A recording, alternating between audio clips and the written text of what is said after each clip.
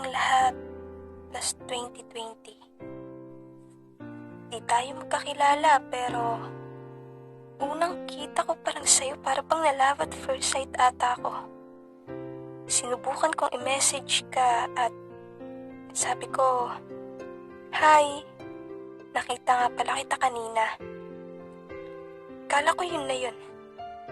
Pero nagulat ako nung mag-reply ka at sabihin mo, "Nakita din kita." Simula nun, nagkaroon na tayo ng conversation na mas humaba pa sa bangs ni Dora.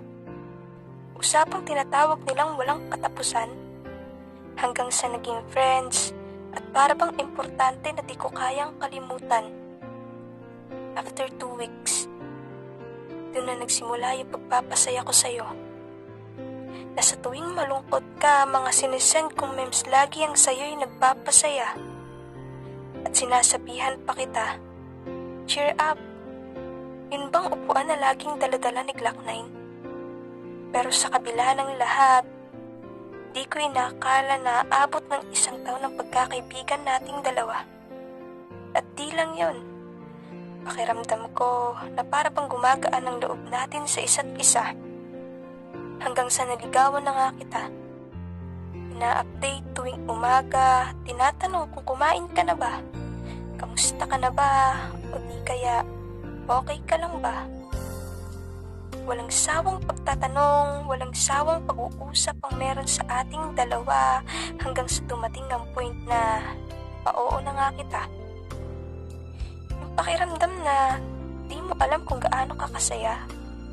Sa wakas, napasayo na yung babaeng pinapangarap mo lang noon at sayong-sayo na ngayon.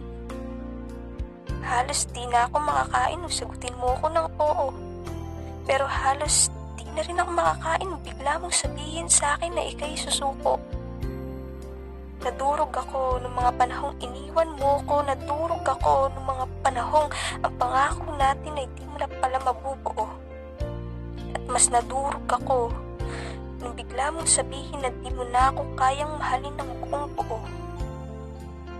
Ikaw yung unang nangako, pero ikaw din yung unang sumuko. Ikaw yung nagsabing tayo hanggang dulo, pero ikaw din yung bumitaw sa mga kamay ko. Ikaw din ang nagsabing di mo ako iiwan, pero bakit ngayon mag-isa na lang akong lumalaban? Pinilit kong kalimutan ka, pinilit kong burahin lahat ng alaala, pinilit kong magmahal ng iba. Pero isa lang masasabi ko,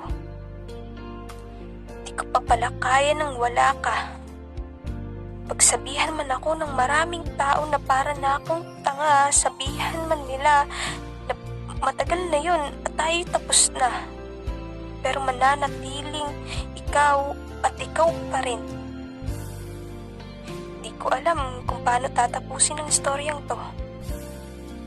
Hanggat nandito ka sa puso ko, hanggat naaalala ko ang tayo, mananatiling ikaw pa rin hanggang dulo.